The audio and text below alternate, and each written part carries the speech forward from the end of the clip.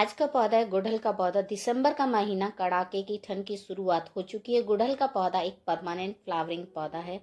ठंड पड़ते ही दिसंबर जनवरी में पत्तियां पीली पड़ने लगती हैं, फ्लावरिंग कम हो जाती है। दिसंबर और जनवरी में गुड़हल के पौधे में फूल लेने के लिए फूल तो आते हैं, लेकिन फूलों का साइज छोटा हो जाता है। इस समय गुड़हल के पौधे में कीड़े का भी खतरा बढ़ जाता है। पौधे पर जो कलियां बनती हैं वो गिरना शुरू हो जाती हैं। गुड़हल के पौधों के पत्तों का कलर चेंज हो जाता है। जैसे जैसे सर्दी बढ़ेगी, टेम्परेचर 10 डिग्री से नीचे आएगा, इतनी ज़्यादा समस्याएं गुड़हल के पौधे में बढ़ जाएंगी। आज के इस वीडियो में मैं आपके साथ गुड़हल के पौधे की कुछ जानकारी शेयर करूंगी, कुछ टिप्स आपको बताऊंगी। ये सारी समस्याएं अगर आपके पौधे पर आ गई हैं तो आज आप किन चीज़ों का ध्यान रखकर अपने गुड़हल के पौधे यानी कड़ाके की पड़ती ठंड में भी आप फूल ले सकते हैं। टिप्स नंबर 1, समस्या।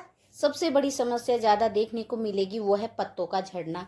बात तो सही है, वो भी ज़रूरी है, बदलते मौसम में ऐसा होता है। लेकिन अगर पत्तियां ज़्यादा ही पीली पड़ रही हैं, पौधा एकदम से पत्तियां गिराता है, वो भी कैसे होता है दोस्तों? जब पौधा एक से दूसरे सीजन में जाता है तो पौधा स्ट्रेस में चला जाता है, क्योंकि उसकी जो कंडीशन होती है एकदम से बदलना शुरू हो जाती है। जब ठंड है तो आजकल पौधे को धूप कम मिल रही है, धूप कम मिलने की वजह से भी पौधा स्ट्रेस में चला जाता है। दिन छोटे और रातें बड़ी हो गई हैं, ऐसे में पौधा धूप कम और ठंड ज़्यादा झेल रहा है। जैसा कि गुड़हल धूप का पौधा है और गुड़हल के पौधे को धूप न मिलने की वजह से पौधा स्ट्रेस में चला जाता है। दूसरा क्या है? पानी। आप अपने गुड़हल के पौधे में ज़्यादा पानी दे रहे हैं या फिर ठंड की वजह से नहीं दे रहे हैं, दोनों ही कंडीशन में पौधा सहन नहीं करता है। मिट्टी गीली रहेगी तभी पत्ते झड़ेंगे, मिट्टी सूखी रहेगी तब भी पौधा स्ट्रेस में जाता है। जैसे कि टेम्परेचर डाउन होता जाएगा, धूप कम मिलती जाएगी तो गुड़हल का पौधा स्ट्रेस में जाना शुरू हो जाता है। फिर बात आती है पत्तों का पीला होना। पौधा मौसम बदलने की वजह से पत्ते पीले करता है। जब रिपोर्ट करते हैं तब भी पत्ते वो पीले हो जाते हैं। आयरन और मैग्नीशियम की वजह से भी पत्ते पीले पड़ते हैं।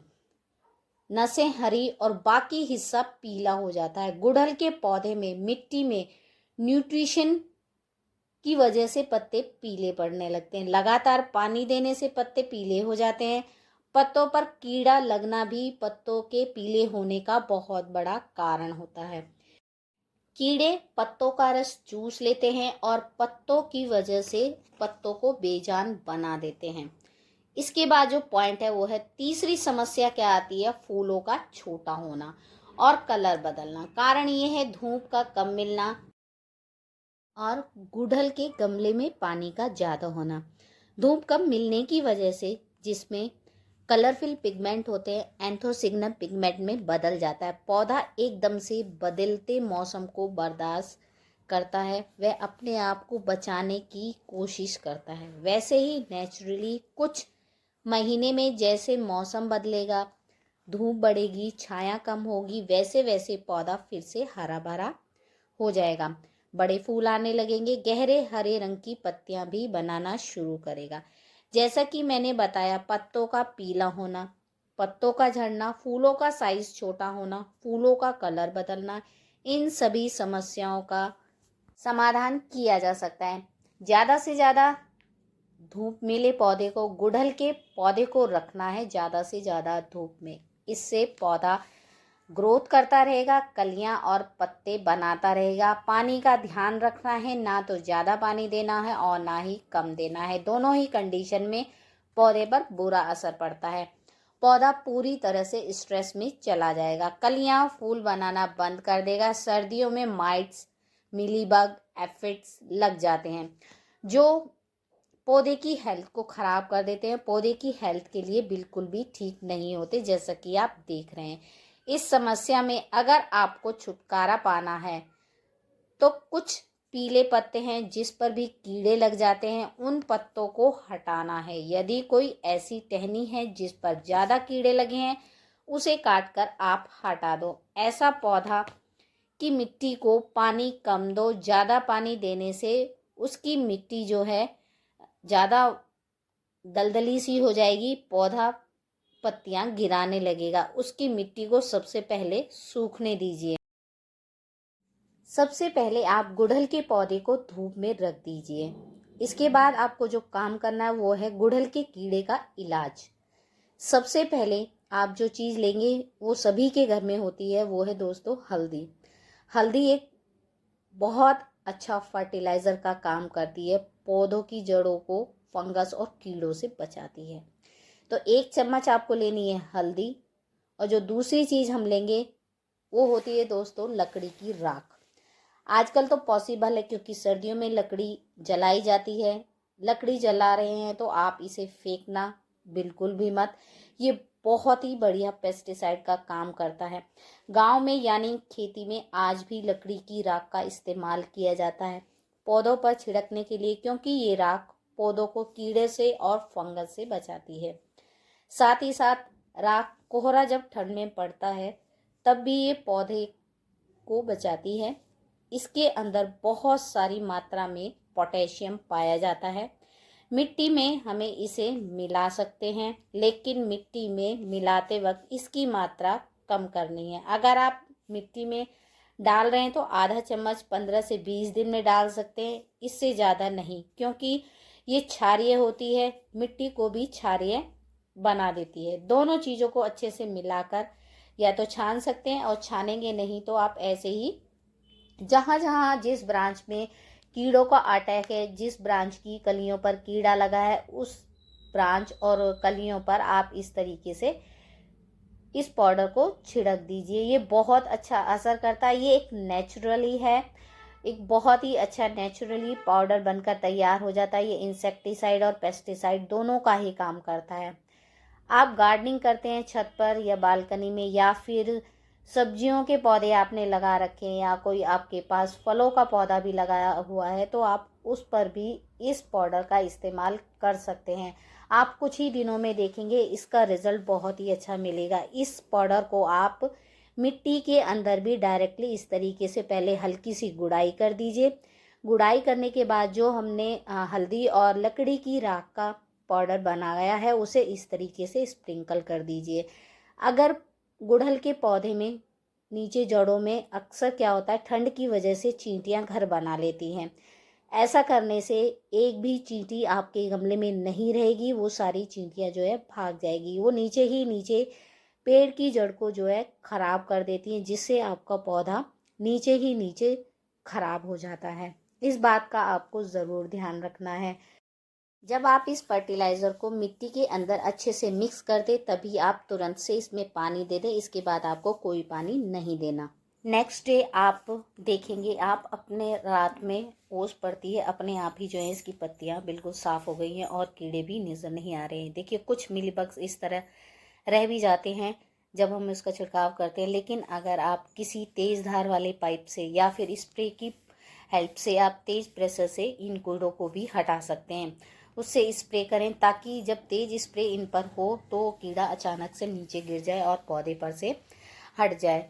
जिस पाउडर का छिड़काव किया वो तेज़ धार से भी हट जाएगा और एक भी कीड़ा जो है आपके पौधे पर नहीं रहेगा। सभी तेज़ प्रेशर से जो है वो कीड़े हट जाएंगे।